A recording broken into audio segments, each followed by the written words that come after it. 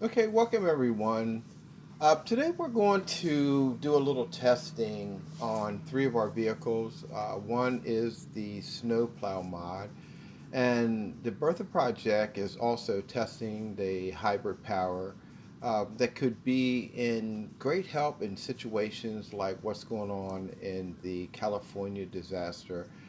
And then we have the Advanced Null Team bus there, the 2020P that is our pride and joy that we love so much. It's a very good looking vehicle, it really is.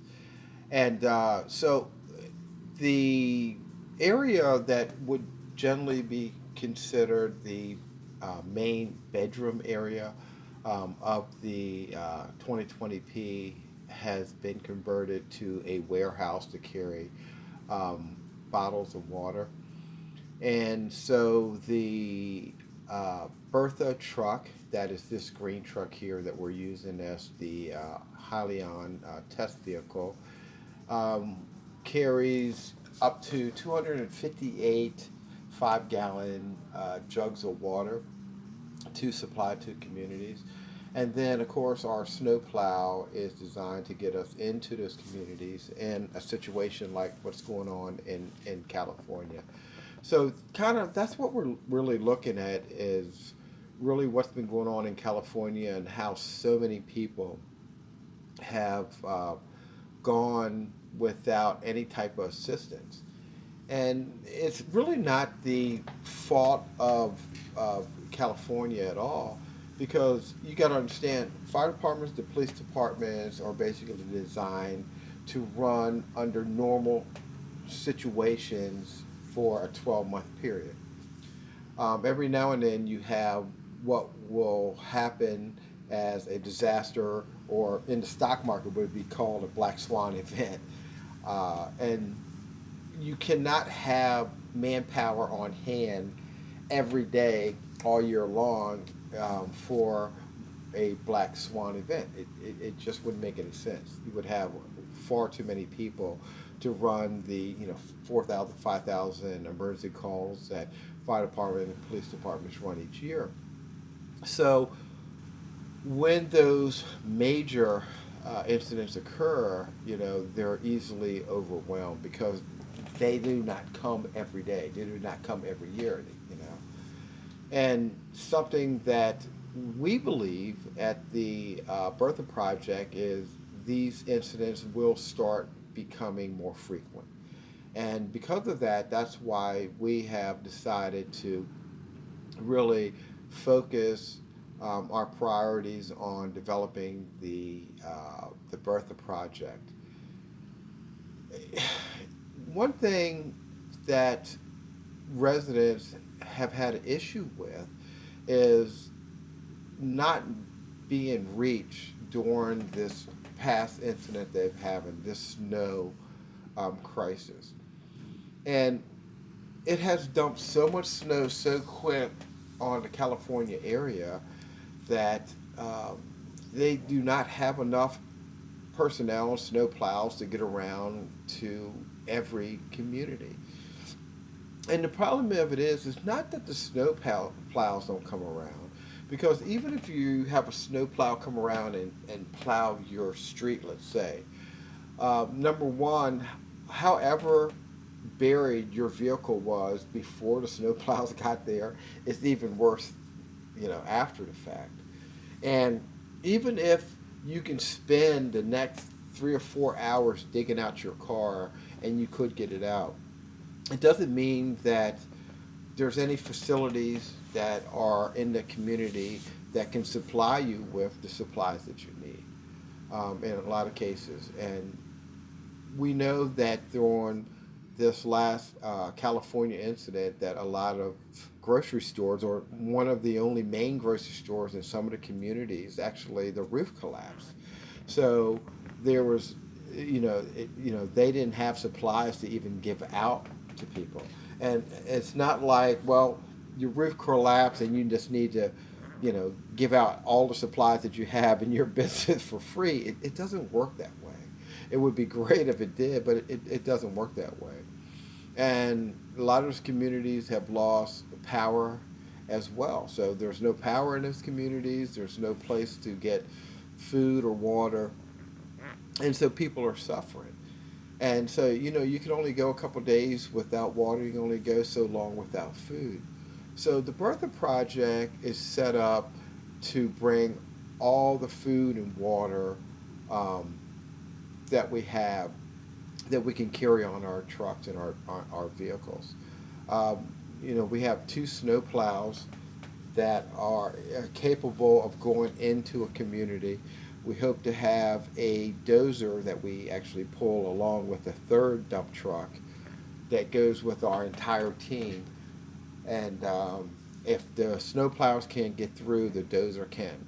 So we're designed to go into communities, and because all of our trucks are designed to carry food and water, that we're able to give that food and water out to communities. So even if their roads have been plowed by the county or state snow plows, that does nothing to get them unburied. And if you're a 60, 70, 80-year old um, adult, you're not going to be able to easily, dig yourself out.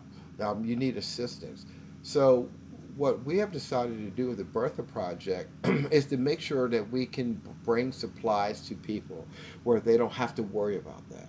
If you're a 72-year-old woman living alone and a snowplow comes through and clears your street, but you still need help on, you know, getting your car dug out, you don't have to worry about that. If the Bertha Project can get up into your community and we can deliver water and food to you, you don't have to worry about that. Not today, maybe not tomorrow, maybe in a couple days from now, maybe when you know you the weather does break and the community does get people there. So the Bertha Project is really designed to get to these communities anywhere from 24 to 48 hours after the initial incident happened. And I know California's had several ones that occurred, back to back. But we're there to be on scene within 24 to 48 hours after, and to use our snow plows and our dozers to get into these communities and start delivering these supplies to people early on, not 11, 12, 13, 14 days after, but within the first 3 days, when people are like, listen, I am glad that you are here. So um, one thing about a project like this to make it work is that we need, public support behind us. The people who are not suffering, they're not, they don't even consider supporting a project like this. People who are in California right now, who are in their homes, that are saying, yes, we need something like that.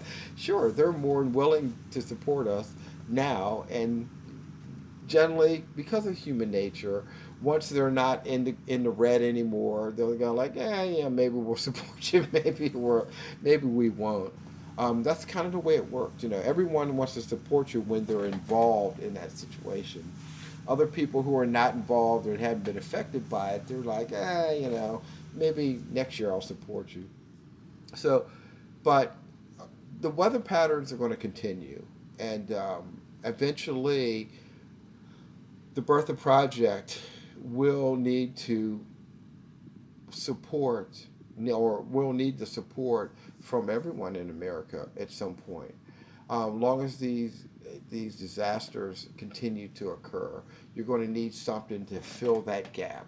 And the Bertha Project is what can possibly fill that gap for many people. And so right now we're continue testing um, our our vehicles because we can do it in a simulation. It's so much easier. We can put the mileage, we can put the size of the engine that we're running, we can put the fuel consumption in there. We can do all of that. We can take the Hyliion concept, and we can figure out how much, how many miles we can get out of the battery powered compared to the 600 Cummins. So we can simulate all of that right now, and that's kind of what we're doing. and it kind of just gives us a basic idea of what we can and cannot do, how many miles we can run.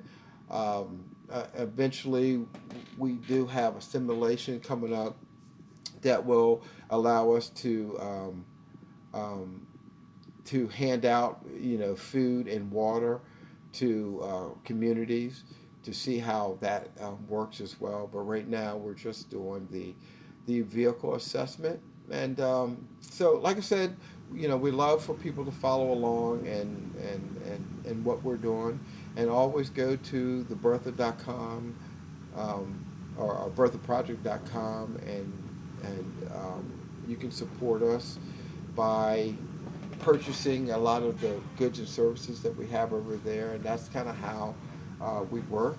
And if not, just enjoy what we have and our vehicles and I'm sorry, just enjoy the videos that we're putting out at this point. Thank you, Chuck.